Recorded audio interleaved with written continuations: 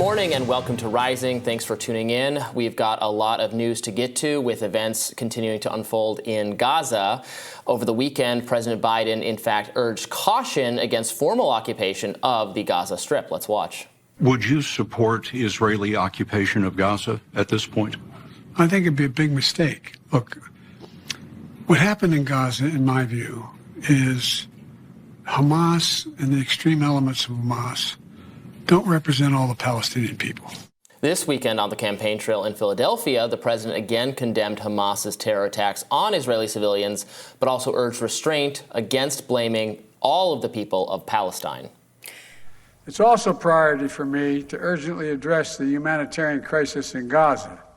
At my direction, our teams are working in the region, including communicating directly with the governments of Israel, Egypt, Jordan, and other Arab nations, and the United Nations to surge support and humanitarian consequences for Hamas attack to help Israel. You know, we can't lose sight of the fact that the overwhelming majority of Palestinians had nothing to do with Hamas and Hamas's appalling attacks. The president's public position comes as his administration internally is allegedly cracking down on the mere mention of peace in the region. Huffington Post reports that State Department officials issued an internal warning against the use of terms de-escalation, ceasefire, end to violence or bloodshed, and restoring calm in official communications. Entrance into the Gaza Strip for the safe passage of foreigners and aid is still currently blocked by Israel and Egypt, according to the United Nations. Over 1 million people in Gaza, nearly half the territory's population, are now homeless. Prime Minister Bibi Netanyahu has blocked food, water, and medical supplies and electricity from entering Gaza while simultaneously leveling the region with airstrikes, killing nearly 3,000 Palestinians in just the past week, reportedly including 700 children. However, over the weekend, Israeli President Isaac Herzog hit out at calls for restraint on attacks against civilians, telling press that all Palestinians are responsible for last week's terror in Israel. We are operating militarily according to rules of international law, period. Unequivocally. It's an entire nation out there that is responsible. It's not true. This rhetoric about civilians not aware, not involved, it's absolutely not true. They could have risen up. They could have fought against that evil regime which took over Gaza in a coup d'etat. But we're at war. We are at war. We're at war we are defending our homes. We're protecting our homes. That's the truth. And then when a nation protects its home, it fights. And we will fight until we break their backbone. Israel's U.S. ambassador told CNN's Jake Tapper that Israel has no plans to reoccupy Gaza. What is the plan for after you accomplish the objective? What does the end state after the operation look like? Will Israel reoccupy the Gaza Strip? Will any Palestinians who fled Gaza be allowed back in?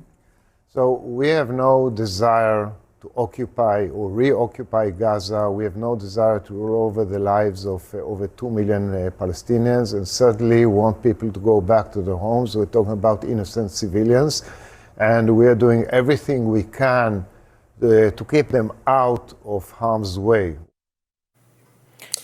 So you're hearing in that last segment a more moderated tone that frankly does contrast pretty sharply with a number of statements that we've gotten out of Israeli officials that indicate very clearly that they do not believe that this is a humanitarian crisis and that there is a goal here to displace, well, the effect of what they've already put into place is to displace half of the population of Gaza, 1 million people. The evacuation orders have been pushed back against by people who say, well, where are we supposed to go? Whoever you want to blame, there is obviously no egress or entrance into an open-air prison.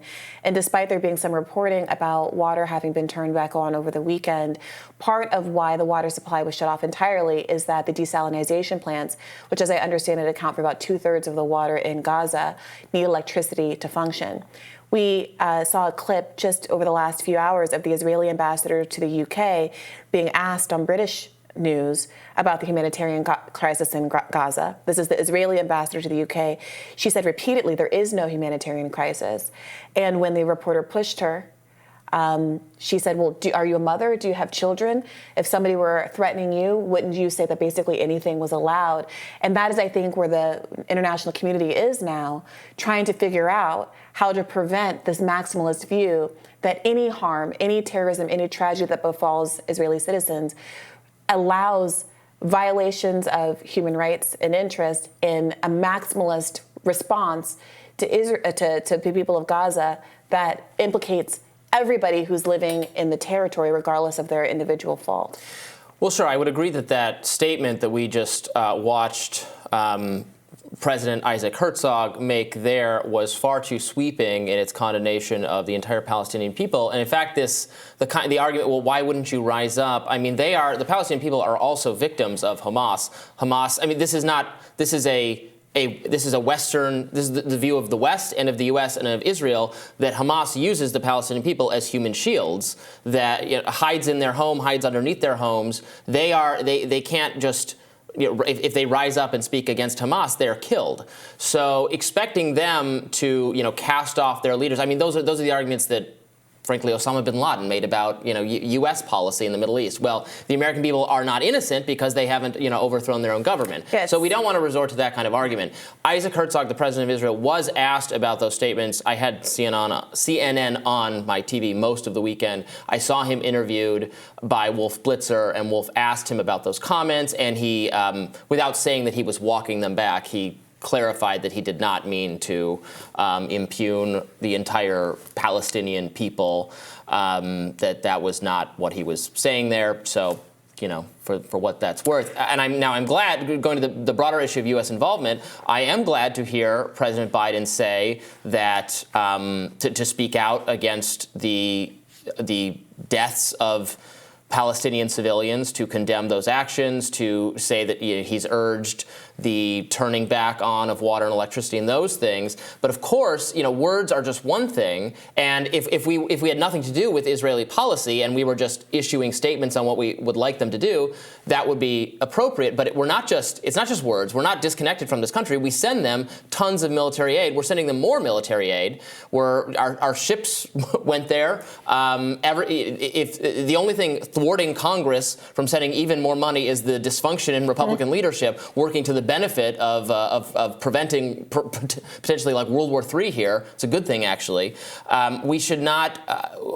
We should take greater pains not to be on the hook for the actions of other governments that we fund. Then that's going to hurt our own national security by causing the people harmed by the Israeli policies to also hate the U.S. That's something many people in the Republican Party have warned about, who have more of a non-interventionist view, as well as people on the left within the Democratic Party. That's an area where we can come to some agreement on, and that point should be made, more loudly. That it is absolutely fine and good, in my view, to condemn what happened in Israel, and to say that, of course, the Israeli government is going to have a response that necessitates wiping out Hamas. And I think it's important to draw distinctions between that and all of the Palestinian people. But at the same time, the U.S. policy should not be to endorse actions in either way by sending American tax dollars there.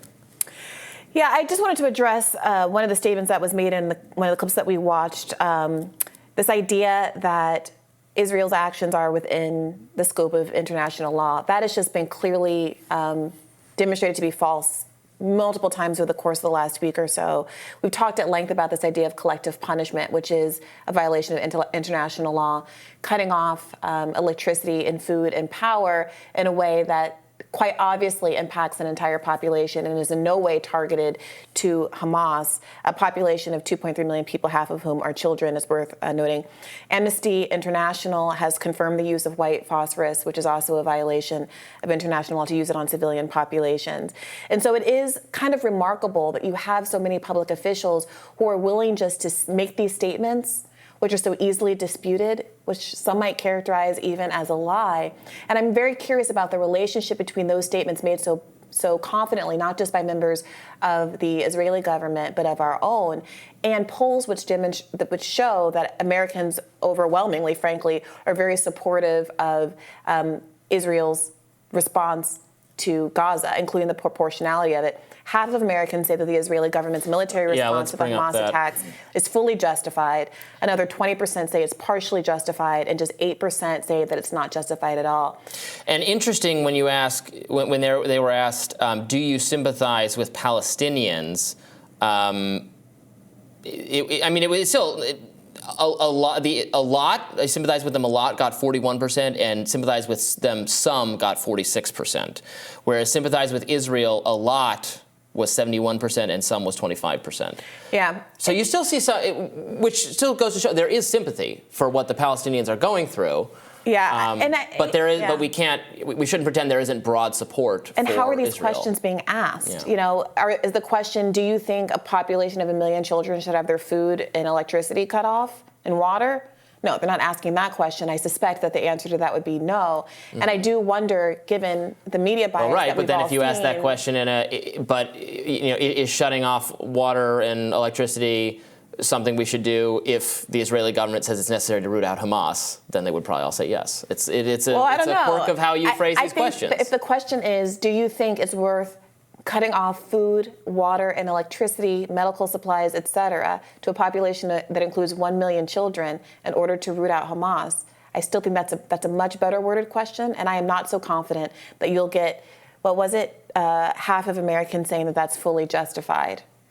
And it's also worth noting that these polls, when broken down by age, show a very big difference. So the 18 to 34 generation, I think only 27% was supportive of Israel's actions against Gaza. It got closer to half in the, whatever I'm in, 34 to 49 demographic. But still, I think the majority not favorable, but it was very close. We're and both then in that demographic. We are now officially both in that demographic, Robby. Welcome. Well, according to Axios, Israel and the U.S. are discussing a possible visit by President Biden to Israel later this week. 3 Israeli and U.S. officials confirmed on Sunday. So we'll have to see how that shapes up. We'll, of course, be talking about this issue much more today. More Rising right after this.